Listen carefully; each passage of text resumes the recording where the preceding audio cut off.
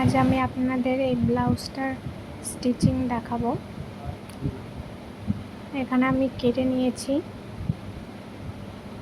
সামনের পাটটা, আর এটা গলাটা সুইটার্ট হবে, আর পেছনে ভি। এবার আমি সামনের পাটটা সেলাই করে নেব লাইনিংটা আলাদা করে। আমি কিভাবে করছি দেখুন।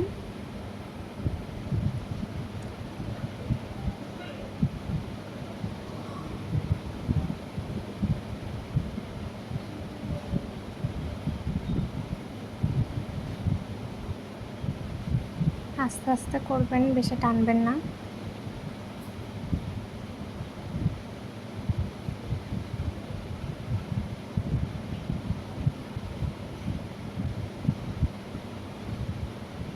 এবার আমি লাইনিংটা অ্যাটাচ করে নেব, দেখুন কতটা ভালো লাগছে। এবার আমি লাইনিংটা অ্যাটাচ করে নেব।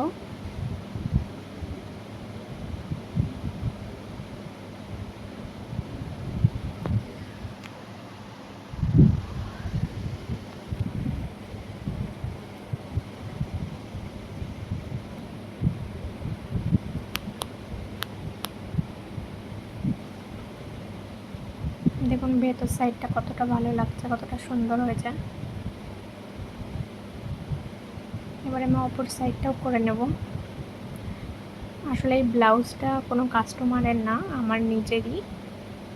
আসলে পুজোর সময় এতটা চাপ থাকে, তো সবার ব্লাউজ করতে গিয়ে নিজেরটাই আর করা হয় না। তো শাড়িটা আমার আগে কেনা ছিল বলে আমি একটু টাইম নিয়ে ফ্রি টাইমে আমি নিজের ব্লাউজটা করে নিয়েছি।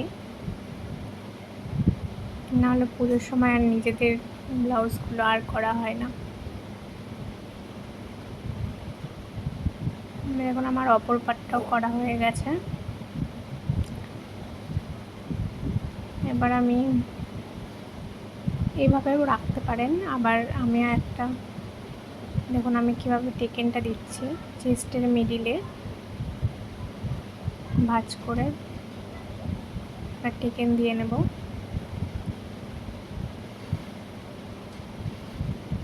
এটা দিলে সামনের পোর্শনটা খুব ভালো হয়। অপর সাইডটাও করে নিলাম, দেখুন কিভাবে।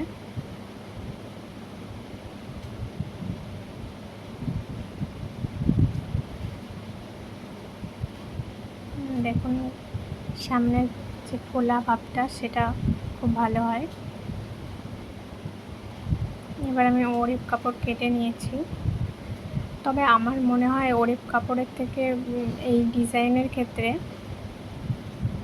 রাউন্ড বা চৌকো বাদ দিয়ে এরকম ডিজাইনের ক্ষেত্রে সেম কাটিংয়ের লাইনিং কেটে নেওয়াই ভালো, আমার সুবিধা আমার মনে হয় পার্সোনালি। এক্সট্রা কাপড়টা কেটে নিলাম,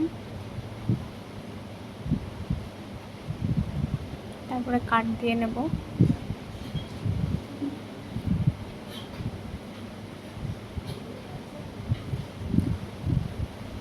আমি সাধারণত ওড়িপ কাপড়ে কাটি না, তো মাঝে মধ্যে করি কিছু ক্ষেত্রে। আমি চাপ সেলাই দিয়ে নেব।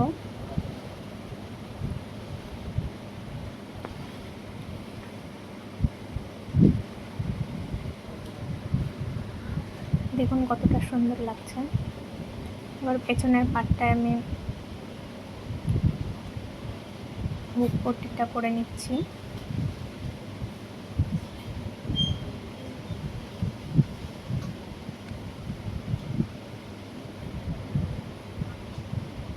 আমার ঘাট পট্টিটা করে নেব অপর সাইডটা।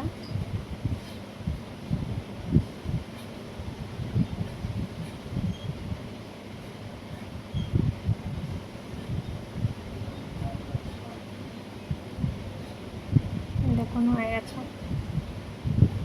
এবার পট্টিটা কেটে নিয়েছি আমি। এবার পট্টিটা সেলাই করে নেব। এখানে আমি ওড়িপ কাপড় কাটিনি, আমি এমনি ভি কাট অনুযায়ী লাইনিংটা কেটে নিয়েছি।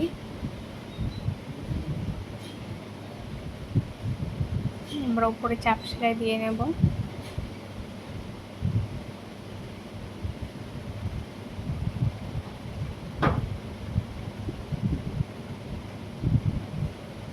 এবার আমি টেকেনটা দিয়ে নিলাম। কেমনভাবে দেখলেন, আমি ঘাড় কাঁধ বরাবর মিডিলে,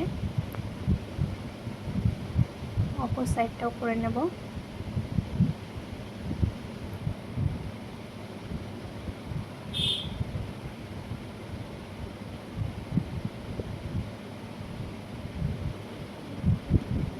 কাটগুলো অবশ্যই দেবেন। আমরা চাপ সেলাই দিয়ে নিলাম, চাপ সেলাইটাও দিতে হবে, নইলে কিন্তু ফিনিশিং একদম ভালো হবে না। দেখুন আমি কিভাবে টেকেনটা দিচ্ছি।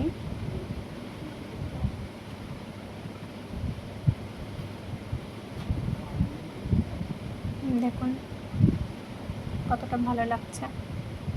আমি এখানে ফিতা দেব না। এবার আপনারা দেখুন আমি এই পাটটা কিভাবে জোড়া দিচ্ছি। দেখুন দু সাইডে ভাঁজ করে নিয়ে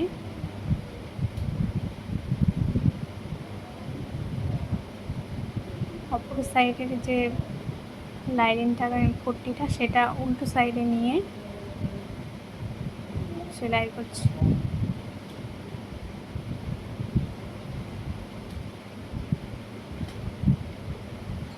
দেখুন এইভাবে করলে ভেতরের ফিনিশিংটা খুব ভালো হয়।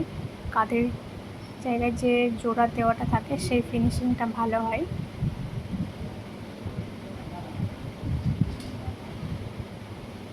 ডবল সেলাই দিয়ে নিলাম।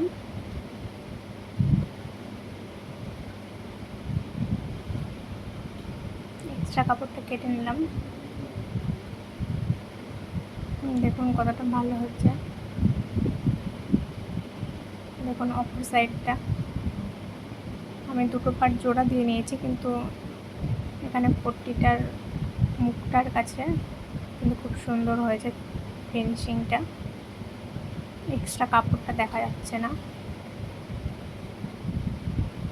অনেক রকমভাবেই জোড়া দেওয়া যায়, অনেক পদ্ধতি আছে, তার মধ্যে এটা একটা।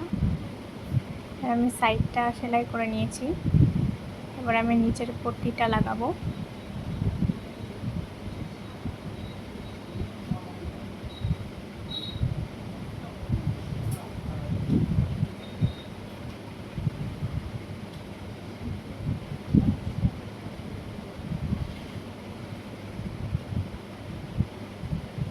চাপ সেলাই দিয়ে নেব।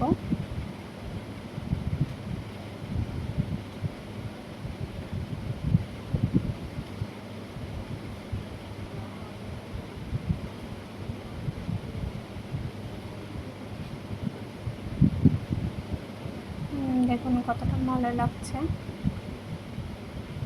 এবার আমি এখানে পপ হাতা করেছি। আমি কাটিংটা, মেজারমেন্ট নেওয়াটা, কাটিংটা আমি দেখাবো অন্য কোনো ভিডিওতে।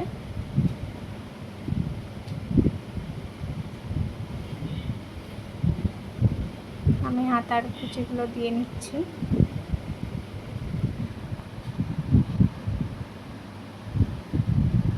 দেখুন আমার দুটো হাতা করা হয়ে গেছে। এবার আমি সেলাই করে নেব।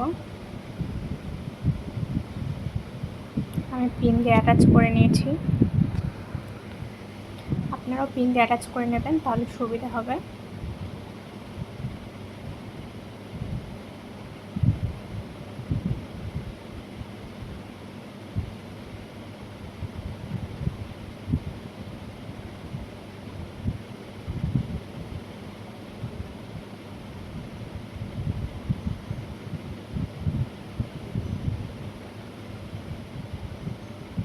দেখুন কতটা ভালো লাগছে।